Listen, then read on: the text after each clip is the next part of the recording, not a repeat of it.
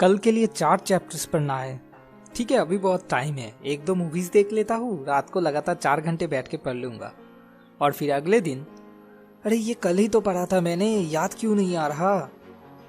सोचिए आपको कोई पढ़ाई तैयार करना है जिसके लिए आपको 4 घंटे पढ़ाई करने की जरूरत है, तो आप क्या कहते हो, कौन सा ऑप्शन उस पढ़ाई को याद रखने में ज्यादा हेल्पफुल है? पूरी तरह से फोकस रह के 4 घंटे लगातार बैठ के पढ़ लेना, या उस 4 घंटे को 4 हिस्से में डिवाइड कर लेना? क्या पढ़ाई के लिए एक fix daily routine and fix place होना बेनिफिशियल है, या फिर कहीं पे भी जिस वक्त जैसे मन करे वैसे बैठ के पढ़ना ज्यादा बेनिफिशियल है? क्या स्लीप के साथ मेमोरी पावर का कोई डायरेक्ट कनेक्शन है? क्या लेट नाइट पढ़ना चाहिए या अर्ली मॉर्निंग? क्या पढ़ाई के वक्त डिस्ट्रैक्टेड होना अच्छा है या बुरा? इन सारे सवालों का साइंटिफिक जवाब मैं आज आपके साथ बेनेडिक्ट कैरी की New York Times best selling book how we learn से शेयर करने वाला हूँ, ताकि आप एग्जाम्स के लिए हार्ड स्टडी नहीं बल्कि स्मार्ट स्टडी कर सको। तो चलिए शुरू करते हैं। Smart idea 1, water your brain. एक पौधे की ग्रोथ के लिए उसको हफ्ते में सिर्फ 1 दिन लगातार 1.5 घंटे के लिए पानी देने से अच्छा है हर रोज सिर्फ 5 मिनट के लिए उसे पानी देना। दिन में एक बार में ही लगातार 3 माइल चलने के बदले उसे 3 हिस्से में डिवाइड करके हर बार 1 माइल करके चलना सेहत के लिए ज्यादा फायदेमंद है। ऐसे ही लगातार 3 घंटे लग करके पढ़ाई करने से अच्छा है उसे 3 हिस्से में डिवाइड करके पढ़ना। बेनेडिक्ट इसको spacing effect and distributed learning कहते हैं। साइंटिफिकली ये प्रूवन है, याद रखने के मामले में डिस्ट्रीब्यूटेड लर्निंग या spacing effect performance up to 46% बढ़ा सकते हैं। इसके बहुत सारे रीजंस है। हम जब भी कोई मूवी या कोई वीडियो देखते हैं तो हमें स्टार्टिंग में कुछ चीजें और एंडिंग में कुछ चीजें ज्यादा अच्छे से याद रहता है कंपेयर टू मिडिल टाइम में जो सीन आते हैं। ऐसा होता है क्योंकि किसी भी सेशन के स्टार्टिंग में एंड एंडिंग में कंसंट्रेशन हमेशा पीक में रहता है, इसलिए कोई सेशन जितना छोटा हो उतना ही ज्यादा फायदेमंद है। दूसरा रीजन, आप कोई चीज जितना ज्यादा भूलोगे और फिर उसे मेहनत करके याद करने की कोशिश करोगे उतना ही ज्यादा वो चीज मेमोरी में और परमानेंट बन जाएगा। जब आप बीच बीच में ब्रेक लेते हो तो आप कुछ चीजें भूल जाते हो जिसे आपको रिकॉल करना पड़ता है और इसी से वो और परमानेंट बन जाते हैं। Smart idea 2, untested fluency is an illusion. ऐसा कई बार होता है, एक टॉपिक पढ़ने के बाद हमें लगता है हाँ ठीक है, समझ आ गया, याद हो गया है पूरा, और हम उसे छोड़ के दूसरा कुछ पढ़ने लग जाते हैं। लेकिन फिर जब एग्जाम में वो क्वेश्चंस आ जाते हैं हम याद नहीं कर पाते। इस चीज को फ्लुएंसी इल्यूशन कहते हैं। जब वो चीज आंखों के सामने है तब ब्रेन में एक इल्यूशन क्रिएट होता है कि हाँ याद हो गया है, असल में नहीं हुआ है। इसीलिए एक चीज 4 बार देख देख के पढ़ने से अच्छा है उसे 1 बार देख के पढ़ना और फिर बुक को बंद करके 3 बार जो पढ़ा है उसको रिकॉल करने की कोशिश करना। मुझे पता है ये चीज थोड़ा डिफिकल्ट है, क्योंकि जब हम ब्रेन से एक्टिवली कोई इन्फॉर्मेशन रिस्टोर करने की कोशिश करते हैं तो हमें मेहनत करना पड़ता है और इसीलिए ज्यादातर टाइम हम इसको एस्केप करने की कोशिश करते हैं। ऊपर से फ्लुएंसी इल्यूशन तो है ही सपोर्ट करने के लिए, तो हमें इस ट्रैप को अवॉइड करना है। 20% रीडिंग, 80% रिसाइट।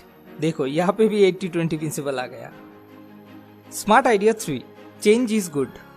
पता नहीं बचपन से मैंने कितनी बार सुना है, बेटा पढ़ाई के लिए एक फिक्स रूटीन बना ले और हमेशा चेयर टेबल पे बैठ के पढ़ाई कर। अब उनको कौन समझाए कि साइंस कुछ और ही कहती है। 2 ग्रुप में स्टूडेंट्स को लेके एक टेस्ट किया गया।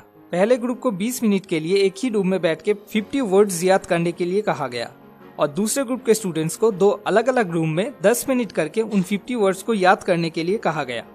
इसके बाद जब इन दोनों ग्रुप के स्टूडेंट्स का टेस्ट लिया गया तो एक रूम में बैठ के पढ़ने वाले ग्रुप के स्टूडेंट्स ऑन एन एवरेज सिर्फ 16 आउट ऑफ 50 वर्ड्स याद कर पाए। वही दूसरे ग्रुप के स्टूडेंट्स जिन्हें 2 अलग अलग रूम में बैठ के पढ़ने के लिए कहा गया था वो on an average 24 out of 50 words याद कर पाए। यार कोई मेरे पेरेंट्स को ये बात समझाओ। Smart idea 4, test, teach, mix. हम बहुत कुछ पढ़ते तो है लेकिन उसमें से ज्यादातर चीज हम बहुत जल्दी भूल भी जाते हैं। इसे ओवरकम करने के लिए हमें पर्टिकुलरली हर एक टॉपिक पे मास्टरी गेन करना होगा, जिसके लिए 3 स्टेप्स फॉलो करना बहुत ही जरूरी है। Test, teach and mix. सबसे पहला है टेस्ट, मतलब आपने कुछ पढ़ा और फिर तुरंत आपको खुद का टेस्ट लेना है। बुक को बंद किया या साइड में हटाया और फिर खुद ही खुद से सवाल पूछना शुरू। अच्छा बेटा बता यही क्या होगा। नेक्स्ट स्टेप है टीच। आपने जो भी पढ़ा वो किसी दूसरे इंसान के साथ डिस्कस करना है। हो सकता है आपका छोटा भाई या बहन हो या आपका कोई दोस्त हो। टीचिंग भी एक तरह से पढ़ाई करना ही है।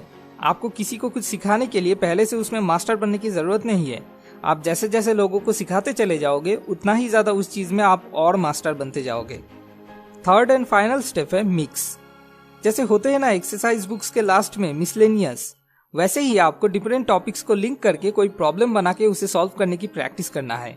ये चीज अगर आप अच्छे से कर पाओ तो श्योर हो जाना उस टॉपिक पे आपने कब्जा पा लिया है। Smart idea 5, sleep plus nap.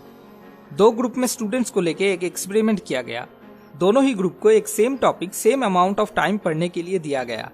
इसके बाद उनमें से एक ग्रुप के स्टूडेंट्स को एक नैप लेने के लिए कहा गया, लेकिन दूसरे ग्रुप को नैप लेने से मना कर दिया गया। फिर जब इन दोनों ग्रुप के स्टूडेंट्स का टेस्ट लिया गया तो जिस ग्रुप को नैप लेने के लिए अलाउ किया गया था वो लोग फार बेटर परफॉर्म कर पाए compare to the second group जिन्हें नैप लेने से मना कर दिया गया था। कई साइंटिस्ट का मानना है जब हम एक नींद लेते हैं तो नींद में REM स्लीप फेज के दौरान इंफॉर्मेशन हमारे सबकॉन्शियस माइंड से ब्रेन में परमानेंटली स्टोर होना शुरू होता है। ये वो वक्त है जब हमारे दिमाग में से अनइम्पोर्टेंट डेटा को हटा के सिर्फ और सिर्फ इम्पोर्टेंट डेटा को स्टोर करने की प्रोसेसिंग चलती है। इसीलिए एक अच्छा खासा नींद से उठने के बाद दिमाग बिल्कुल फ्रेश लगता है।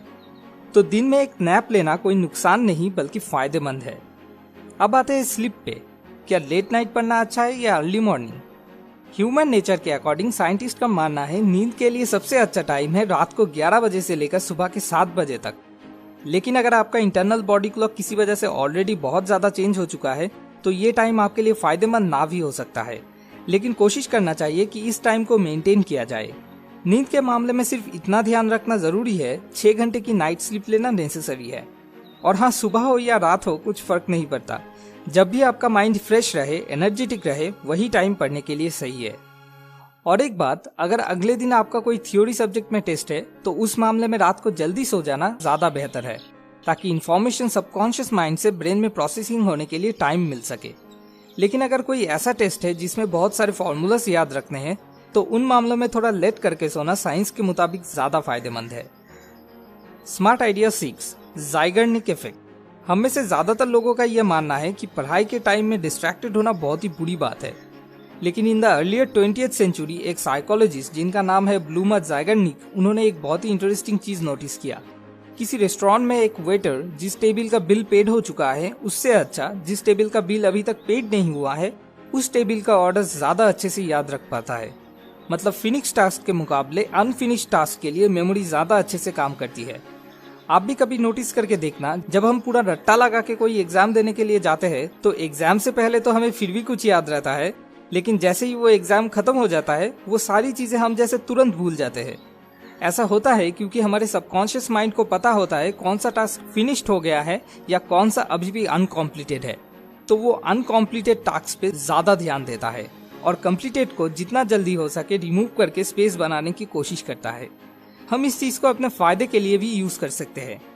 इसीलिए जब आप किसी बहुत ही टफ या क्रिएटिव टॉपिक के बारे में पढ़ रहे हो या किसी प्रोजेक्ट पे काम कर रहे हो तो बीच में डिस्ट्रैक्टेड होना, जैसे कि एक वर्क ब्रेक लेना या एक नैप लेना, फायदेमंद है। क्योंकि जब आप ऐसा करते हो तो ज़ाइगर्निक इफेक्ट काम करना शुरू करती है। मतलब अनफिनिश्ड टास्क सबकॉन्शियस माइंड में प्रोसेसिंग होने लगते हैं, जिससे नए नए आइडियाज दिमाग में आने के चांसेस बहुत ज्यादा बढ़ जाते हैं। तो अब अगर इस पूरे वीडियो को समराइज करूं तो बात ये बनता है, नंबर 1, लगातार पढ़ने से अच्छा है बीच बीच में ब्रेक लेके पढ़ना।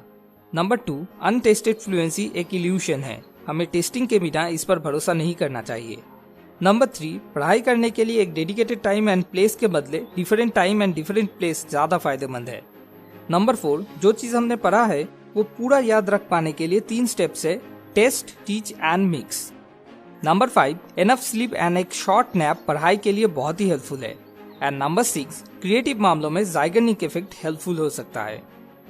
अगर आप और डिटेल्स में इस बारे में जानना चाहते हो तो नीचे डिस्क्रिप्शन में दिए हुए लिंक से जाके amazon.in से इस बुक को खरीद सकते हो। आखिर में आपसे एक छोटा सा रिक्वेस्ट, अगर इस वीडियो से आपको अपनी लाइफ की किसी भी प्रॉब्लम का सोल्यूशन ढूंढने में सच में इतना सा भी मदद मिले तो जरूर लाइक और कमेंट करके हमें बताइए। जितने लाइक्स आएंगे मैं समझूंगा उतने लोगों को मैंने थोड़ा सा मदद कर दिया है। यही मेरी असली मकसद है। अगला वीडियो अगले हफ्ते। ऐसे और वीडियोस पाने के लिए सब्सक्राइब करके हमारे साथ कनेक्टेड रहिए। मोर विजडम, मोर सोल्यूशन, बेटर लाइफ।